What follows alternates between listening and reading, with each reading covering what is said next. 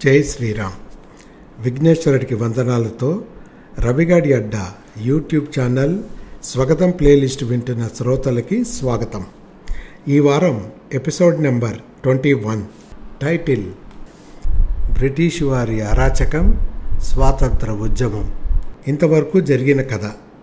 మా అక్కయ్య అడిగిన ప్రశ్నకు సమాధానంగా మా అమ్మ, మా నాన్నగారు బెహరా వెంకట రమణారావు గారి బాల్యము, నల్లగార్లపాడు తెనాలి విశేషాలు, మా నాన్నగారు తెనాలి మున్సిపల్ హై స్కూల్లో 4th ఫామ్ అడ్మిషన్ సంపాదించడం, ఓ రోజు అదే 7th జూలై 1944లో ఆజాద్ హింద్ రేడియో ద్వారా ప్రసారం చేసిన సుభాష్ చంద్రబోస్ జాతిని ఉద్దేశించి చేసిన ప్రసంగాన్ని విన్న ప్రయాగ శ్రీనివాస్ మాస్టారు క్లాస్లోని పిల్లలకు వివరించగా, అంతలో ఓ స్టూడెంట్ లేచి తమ పుస్తకాలలో లేని భారత స్వాతంత్ర పోరాటం గురించి చెప్పమని అడగటం, దానికి సమాధానంగా చెప్పడం మొదలుపెట్టారు మాస్టర్ గారు. ఇక ఈ వారం ఎపిసోడ్లోకి వెళ్తే, బ్రిటిష్ వారు మొట్టమొదటిగా 1608వ సంవత్సరం గుజరాత్లోని సూరత్లో వ్యాపార భిషతో కాలుపెట్టారు. వాళ్ళు ఏ ముహూర్తంలో మన దేశంలో కాలుపెట్టారో 300 సంవత్సరాలైనా వారి పీడ వదిలించుకోలేకపోతున్నాం. ఈస్ట్ ఇండియా కంపెనీ వారు స్పైసెస్, టెక్స్టైల్స్, టీ, ఓపియం వస్తువుల వ్యాపారంలో మొదలుపెట్టి వారి వస్తువులు దాచుకోవడానికి అనే మిషతో ఫోర్ట్స్, వారి సెక్యూరిటీ కోసం మిలిటరీని సమకూర్చుకున్నారు. వీరికి మొఘల్ రాజు జహంగీర్ వర్తకం చేసుకోవడానికి పర్మిషన్ ఇచ్చారు. భారత్లోని చిన్న చిన్న రాజులు, సంస్థానాల మధ్య ఉన్న వైరాలు, వైషమ్యాలను ఆసరా చేసుకొని బ్రిటిష్ వారు తమ ఇన్ఫ్లుయెన్స్ని భారత్లోని చాలా భాగంలో విస్తరింపజేసుకున్నారు. తర్వాత కాలంలో వారికి అడ్డుగా ఉన్న ఫ్రెంచ్ వారిని 1757వ సంవత్సరంలో బ్యాటిల్ ఆఫ్ ప్లాసీలో ఓడగొట్టి 1764వ సంవత్సరంలో బ్రిటిష్ వారి దురాక్రమణకు వ్యతిరేకంగా జరిగిన యుద్ధము, అదే బ్యాటిల్ ఆఫ్ బక్సర్ అని అంటారు. అందులో బెనారస్ స్టేట్ మహారాజు, బెంగాల్ నవాబు, అవధ్ నవాబు మరియు అప్పటి మొఘల్ రాజు బహదూర్ షా కలిసి బ్రిటిష్ వారితో వీరోచితంగా పోరాడిన వారి మరతుపాకులు ఫిరంగుల ముందు నిలబడలేకపోయారు. ఇలా ఈ 2 యుద్ధాల విజయంతో బ్రిటిష్ వారు భారతదేశాన్ని పూర్తిగా ఆక్రమించుకొని యథేచ్ఛగా దేశాన్ని పాలించారు. బ్రిటిష్ వారి అరాచకాలకు ఉత్తర భారతంలోనే కాదు, దక్షిణ భారతంలో కూడా పోరాటం చేశారు. అందుకు ఉదాహరణ, అది 1780 అక్టోబర్ 3 మధ్యాహ్నం విశాఖపట్టణం, అంటే నేటి విశాఖపట్టణంలో స్థావరమై ఉన్న కంపెనీ వారి 1st సర్కారు బెటాలియన్కి చెందిన 7 కంపెనీల్లోని సిపాయిలు సుబేదార్ షేక్ మహమ్మద్ నేతృత్వంలో బ్రిటిష్ అధికారులను కాల్చి చంపారు. కానీ చివరకు విజయనగర సంస్థానం సహాయంతో తిరుగుబాటుని అణచివేశారు. ఆ తర్వాత 1857వ సంవత్సరంలో జరిగిన సిపాయి తిరుగుబాటు భారతదేశ చరిత్రలో ప్రత్యేక స్థానం ఉంది. దీన్ని బ్రిటిష్ సామ్రాజ్యవాదంపై స్వదేశీ బలాలు చేసిన చారిత్రాత్మక తిరుగుబాటుగా పేర్కొన్నారు. డల్హౌసీ రాజ్య సంక్రమణ సిద్ధాంతం, అదే డాక్టర్ ఆఫ్ ల్యాబ్స్, మొఘల్ వారిని వారి వారసత్వ స్థలం నుంచి కుత్బేకు తరలిపోమనటం ప్రజాగ్రహానికి కారణమయ్యాయి. ఈ సిద్ధాంతము ప్రయోగించి బ్రిటిష్ వారు సతారా, సంబల్పూర్, బగల్, ఉదయపూర్, ఝాన్సీ, నాగ్పూర్లను ఆక్రమించారు. 1856వ సంవత్సరంలో పరిపాలనా వైఫల్యం అనే నెపంతో అయోధ్యను ఆక్రమించారు. పీష్వా 2వ బాజీరావు దత్తపుత్రుడు నానాసాహెబ్ను అవమానించడం, ఝాన్సీలో లక్ష్మీబాయిని అనగదొక్కడం లాంటి వారి పద్ధతులు రెచ్చగొట్టాయి. బ్రిటిషర్ల మార్కెటిజం, ఆర్థిక సామ్రాజ్యవాదంతో భారతీయ కుటీర పరిశ్రమలు, వ్యవసాయము తీవ్ర స్థాయిలో దెబ్బతిన్నాయి. 1833 నుంచి మిషనరీలకు అనుమతి ఇచ్చి హిందువులను, ముస్లింలను బహిరంగంగా బలవంతంగా మత మార్పిడులకు ప్రోత్సహించారు. లార్డ్ కన్నింగ్ కాలంలో సైన్యంలో ఎన్ఫీల్డ్ తుపాకీతో ఆవు, పంది క్రొవ్వు వాడిన తూటాలను ప్రవేశపెట్టి సైన్యంలోని హిందూ ముస్లిం వారి ఆగ్రహానికి గురైంది. 1857 సంవత్సరంన బ్రిటిష్ వారు బెంగాల్ దేశీయ పదాతి దళానికి చెందిన మంగల్ పాండే అనే సైనికుడు బ్రిటిష్ సర్జెంట్ మీద దాడి చేసి అతని సహాయకుని గాయపరిచాడనే నెపంతో ఏప్రిల్ 7న ఉరిదీశారు. తిరుగుబాటుదారులు ప్రణాళిక వేసుకొని మే 31న తిరుగుబాటు రోజుగా నిర్ణయించుకొని చపాతీలు కలవపూలు సైనికులకు పంచారు. కానీ విప్లవం మే 10నే ప్రారంభమై మీరట్లో సైనికులు అక్కడ అధికారులను చంపి మే 11న ఢిల్లీ చేరుకున్నారు. ఇలా తిరుగుబాటుదారులు ఎక్కడికక్కడ చిన్న చిన్న సంస్థానాధీశుల నాయకత్వంలో యుద్ధం చేశారు. బ్రిటిష్ వారు వారి సైన్యం వారి ఫిరంగులతో ఢిల్లీలోని కాశ్మీర్ గేటుని పేల్చివేసి బహదూర్ షా జఫర్ నేతృత్వంలోని ఢిల్లీని ఆక్రమించారు. ఇలాగే కాన్పూర్ తిరుగుబాటు చేసిన నానాసాహెబ్ను, ఝాన్సీ లక్ష్మీబాయిని గ్వాలియర్, బీహార్, మధ్యప్రదేశ్, దక్షిణ భారతంలోని టిప్పు సుల్తాన్ని ఇలా భారత్లో వచ్చిన తిరుగుబాటును అణిచివేసింది బ్రిటిష్ వారి ఈస్ట్ ఇండియా కంపెనీ. సిపాయి తిరుగుబాటు ఫెయిల్ కావడానికి సాధారణ ప్రజలు ఉద్యమంలో పాల్గొనకపోవడం, ముఖ్య నాయకుడు లేకపోవడం, రాజస్థాన్లోని హిందూ రాజులు మొఘల్ వారి పాలన నచ్చక బ్రిటిష్ వారికి మద్దతు ఇవ్వడం లాంటివి ముఖ్య కారణాలు. కాకపోతే జరిగిన విధ్వంసంలో చాలా ఆస్తి నష్టము, చాలామంది బ్రిటిషర్లు, అమాయకపు భారతదేశ ప్రజలు హత్యకు గురయ్యారు. ఈ సంగతి తెలిసిన బ్రిటిష్ రాణి విక్టోరియా ఈస్ట్ ఇండియా కంపెనీని రద్దు చేసి పరిపాలన నేరుగా తన అధీనం అంటే బ్రిటిష్ వారి పాలనలోకి తెచ్చింది. తన పాలనలో భారతదేశ ప్రజలకు సమాన హక్కులు కల్పిస్తానని బ్రిటిష్ రాణి ప్రమాణం చేసింది. అనేక సంస్కరణలు, అదే బ్రిటిష్ సివిల్ సర్వీసులో భారతీయులకు అవకాశం, భారతీయ సంస్థానాలు వారి హక్కులను గౌరవించడం, మత సహనము మొదలగున్నవి.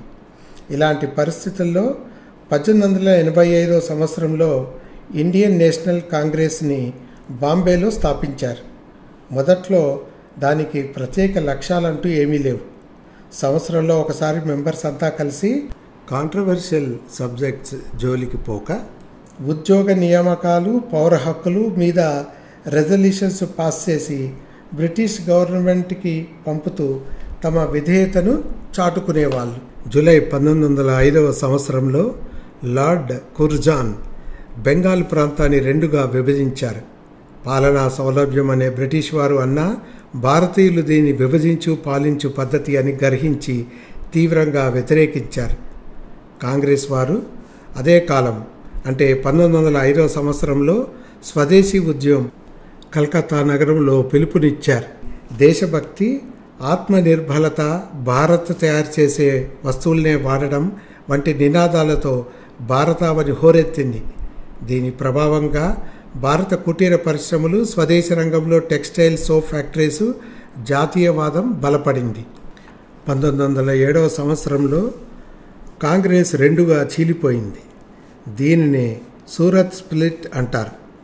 బాలగంగాధర్ తిలక్ నేతృత్వంలో అతివాదులు సమ్మెలు, విదేశీ వస్తువుల బహిష్కరణ, స్వాలంబన, విప్లవంతో బ్రిటిష్ సామ్రాజ్యాన్ని కూలదోయడం వంటివి అవలంబిస్తే మితవాదులైన దాదాబాయి నౌరోజీ, గోపాలకృష్ణ గోఖలే వాళ్ళు అతివాదంతో హింస పెరుగుతుందని వాదిస్తూ ప్రస్తుతం ఉన్న బ్రిటిష్ వారి చట్టాలకు లోబడి సంస్కరణలు తేవాలని ప్రతిపాదించారు.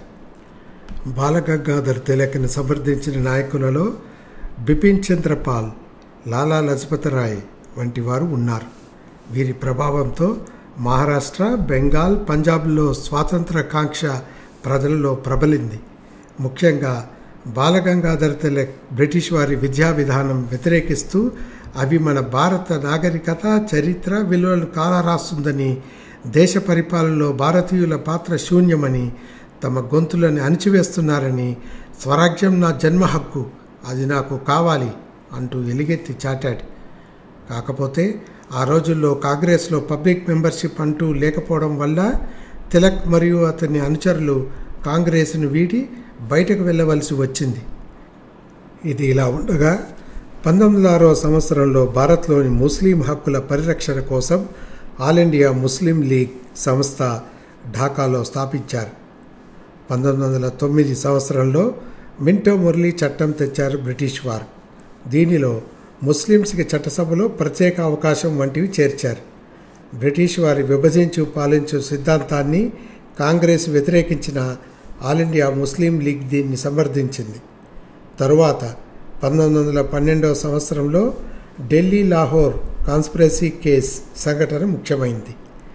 భారత స్వాతంత్ర తీవ్రవాదులు అప్పటి వైస్రాయ్ లార్డ్ హర్డింగ్ను బ్రిటిష్ వారు తమ రాజధానిని కలకత్తా నుంచి ఢిల్లీకి మారుస్తున్న సందర్భంగా చేసే సైనిక విన్యాసంలో హత్య చేయడానికి ప్లాన్ చేశారు. ప్రొవిషన్ ఢిల్లీలోని చాందినీ చౌక్ రాగానే తుపాకీ మూతలు మొదలయ్యాయి. కానీ వైస్రాయ్ అతని భార్య చిన్నపాటి గాయాలతో తప్పించుకున్నారు. అప్పటి నుంచి బ్రిటిష్ వారు భారతీయులంటే తీవ్రవాదులుగా పరిగణించి సామాన్య ప్రజలను సైతం హింసించడం మొదలైంది. ఇక్కడో మలుపు. మోహన్ దాస్ గాంధీ దక్షిణాఫ్రికాలో జాతి వివక్షకు వ్యతిరేకంగా పోరాడిన నాయకుడు. భారతదేశానికి తిరిగి వచ్చిన గాంధీ గారికి ఇక్కడి పరిస్థితులు రాజకీయాలు కొత్త. కాంగ్రెస్ పార్టీలోని సీనియర్ నాయకులైన గోపాలకృష్ణ గోఖలే గాంధీకి మార్గదర్శకుడిగా మారారు. గాంధీజీ అహింసావాదాన్ని ఆయుధంగా వాడి బ్రిటిష్ వారి చెర నుండి భారత్కు స్వాతంత్రం తేవాలని తలిచారు. 1917వ సంవత్సరంలో బీహార్లోని చంపారం డిస్టిక్లో బ్రిటిష్ వారు బలవంతంగా రైతులను వరికి బదులు కమర్షియల్ క్రాప్స్ పండించమని ఒత్తిడికి నిరసిస్తూ చేసిన సత్యాగ్రహమే చంపారం సత్యాగ్రహం. ఇదే కాక క్షామంతో మగ్గుతున్న రైతుల నుంచి ఎక్కువ శిస్తు వసూలు చేస్తున్న గుజరాత్ ప్రభుత్వానికి వ్యతిరేకంగా చేసిన సత్యాగ్రహం ఖేదా సత్యాగ్రహ ఉద్యమానికి నాయకత్వం వహించారు గాంధీ గారు. ప్రజల్లో స్వాతంత్ర కాంక్ష ఎక్కువగా కనిపించడం, నిరసన ఉద్యమాలు దేశమంతా ప్రాకుతూ ఉండగా బ్రిటిష్ వారు 1919లో రౌలట్ చట్టం తీసుకువచ్చింది. దీనితో బ్రిటిష్ సైనికులకు విశేష అధికారం అంటగట్టి ఎవరైనా బ్రిటిష్ ప్రభుత్వానికి వ్యతిరేకంగా ప్రవర్తిస్తే, ఉగ్రవాదులని అనుమానిస్తే ఏ విచారణ చేయకుండానే జైల్లో వేయవచ్చు. ఈ చట్టానికి నిరసనగా హర్తాల్కు పిలుపునివ్వడంతో దేశవ్యాప్తంగా వ్యతిరేకత ప్రబలింది. 1919 సంవత్సరం ఏప్రిల్ 13 ప్లేస్ అమృత్సర్లో గల స్వర్ణ దేవాలయం ప్రక్కనే ఉన్న జలియన్వాలా బాగ్. దాదాపు 20,000 మంది ప్రజలు సమావేశమయ్యారు. అది వైశాఖ మాసం, సిక్కులకు ఆధ్యాత్మిక నూతన సంవత్సరం. వారు అక్కడ సమావేశం అవడానికి ముఖ్య కారణం ప్రముఖ నేతలు ఆంగ్లేయ పాలనకు వ్యతిరేకిస్తూ చేస్తున్న ఉపన్యాసాలు వినడం, అనేక విమర్శలకు గురైన రౌలట్ చట్టం కింద అరెస్ట్ అయిన సత్యపాల్, సైఫుద్దీన్ అక్రమంగా నిర్బంధించడాన్ని వ్యతిరేకించడం. అంతకుముందు ఆ రోజు ఉదయం 9 గంటలకి ప్రజలందరూ వైశాఖి పండుగ జరుపుకుంటున్నారు. అమృత్సర్ మిలిటరీ కమాండర్ డయ్యర్ ఊరంతా కలయ తిరిగి రాత్రి 8 గంటలకు ఊర్లో కర్ఫ్యూ విధిస్తున్నట్లు కనుక 4 కన్నా ఎక్కువ మంది గుమ్మికూరడం, ప్రదర్శన చేయడం నిషేధమని ఇంగ్లీష్, ఉర్దూ, హిందీ, పంజాబీ భాషల్లో చాటింపు వేయించాడు. ఇవి ఏమీ పట్టించుకోకుండా సామాన్య ప్రజలు జలియన్వాలా బాగ్లో సమావేశమయ్యారు. విషయం తెలిసిన డయ్యర్ 50 మంది సైనికులు, వారితో పాటు 2 సురక్షిత వాహనాలు వచ్చాయి. సైనికుల దగ్గర .303 లీ ఎన్ఫీల్డ్ రైఫిల్స్ ఉన్నాయి. ఇరుకైన సందుల కారణంగా వాహనాలు బాగ్ లోపలికి రాలేకపోయాయి. జలియన్వాలా బాగ్ అన్ని వైపులా ఇండ్లతోనూ పెద్ద భవనాలతోనూ చుట్టుబడి ఉంది. ఉన్న కొద్దిపాటి ఇరుకైన సందుల దారుల్లో చాలా వాటికి తాళాలు వేసి ఉన్నాయి. ఆ బాగులో మూల పాడుపడ్డ బావి.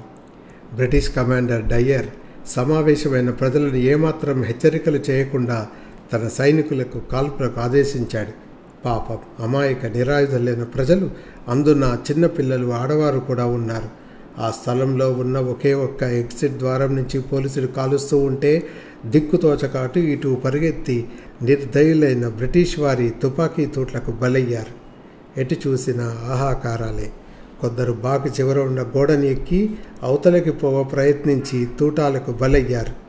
మరికొందరు పిల్లల్ని తీసుకొని అగాధమైన బావిలో దూకారు.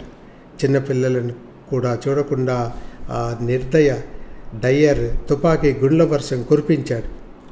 కాల్పుల కారణంగా అధికారిక లెక్కల ప్రకారం మొత్తం 379 మంది, అందులో పురుషులు, బాలురు, 6 వారాల పసికందు కూడా ఉంది. 200 మంది గాయపడ్డారు. అక్కడి బావిలోంచి 120 శవాలను బయటకు తీశారు. కానీ అనధికారికంగా చనిపోయిన వారు 100 మంది ఉండగా గాయపడిన వారి సంఖ్య వేలల్లో ఉంది. నగరంలో కర్ఫ్యూ ఉన్నందున గాయపడిన వారిని ఆసుపత్రులకు తీసుకొని వెళ్ళడం సాధ్యం కాలేదు. మాట్లాడుతున్న శ్రీనివాస్ మాస్టారు గారి గొంతు మూగపోయింది. మాస్టారు కళ్ళలో నీరు. వింటున్న విద్యార్థుల మొహంలో ఉద్వేగం, దేశభక్తి కనిపించగా దూరంగా ఎక్కడో ఎవరో వింటున్న రేడియోలో వచ్చి పాట.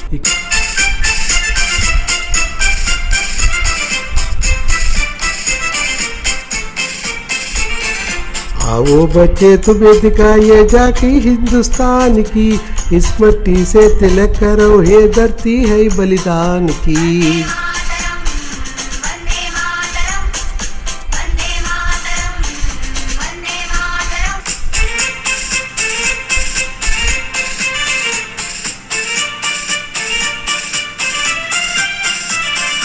जलियनवाला भाग्य देखो यही चली थी गोलियां, ये मत पूछो किसने की ही यहाँ खून की होलियां.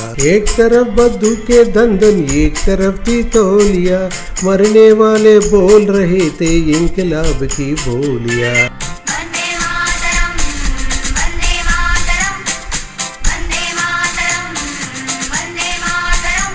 ఇక్కడ మనం బ్రేక్ తీసుకుందాం. జలియన్ వాలాబాగ్ మారణ హోమం తర్వాత భారతావనిలో రేగిన విప్లవ జ్వాలలు, తెలుగు తల్లి ముద్దుబిడ్డ విప్లవ వీరుడు అల్లూరి సీతారామరాజు పౌరుషం, గాంధీగారి ఆధ్వర్యంలో జరిగిన సహాయ నిరాకరణ ఉద్యమం మరియు సైమన్ కమిషన్ గురించి తెలుసుకోవాలనుకుంటున్నారా? అయితే వచ్చే సంచిక దాకా ఆగాలి. మరి ఇట్లు భవదీయుడు బెహరా వెంకట రవికుమార్, కేర్ ఆఫ్ రవిగాడి అడ్డా. ఈ ఎపిసోడ్ని ఆసక్తిగా వింటున్న మీకు ధన్యవాదాలు. ఇటువంటి అందమైన ఎపిసోడ్స్ని మళ్ళీ మళ్ళీ వినాలనుకుంటున్నారా?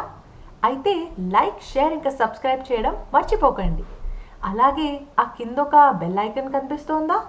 అది కొడితే మా డాడీ కొత్త ఎపిసోడ్ అప్లోడ్ చేయగానే మీకు నోటిఫికేషన్ వచ్చేస్తుంది. Thank you for listening.